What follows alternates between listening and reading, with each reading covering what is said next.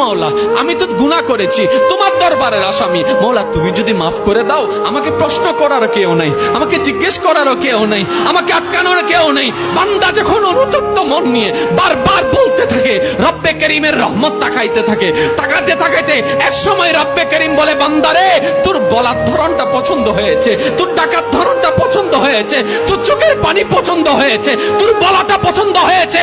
এবার মওলা বলে, আমি তোর সারা জীবনের কত গুনাহ করছিস? বান্দা বলে, মওলা 40,000 পার হয়ে গিয়েছে। কেউ বলে যে মওলা পাহাড় পরিমাণ হয়েছে, কেউ বলে যে মওলা আসমান পরিমাণ হয়েছে। এবার মওলা বলে যে আমি মাফ করে দিলাম, আমি মাফ করে দিলাম, আমি মাফ করে দিলাম, আমি মাফ করে দিলাম, আমি মাফ করে দিলাম, আমার বান্দাকে আমি মাফ করে দিলাম। ফেরেশতা বলে, মওলা এত বড় গুনাহগার, এত বড় আসামি, হাজার গুনাহগার, হাজারটা গুনাহ তওবা করেছে একবার, মাফ চেয়েছে একবার, তুমি মাফ করে দিলা, তুমি মাফ করে দিলা। রব্বে করিম বলে, মাফ করবো না তো কি করব?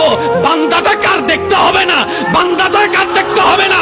সে রহমানের কাছে মাফ চেয়ে যদি মাফ না পাই, তাহলে তো বিশ্বের কাছে মাথা নত হয়ে যাবে।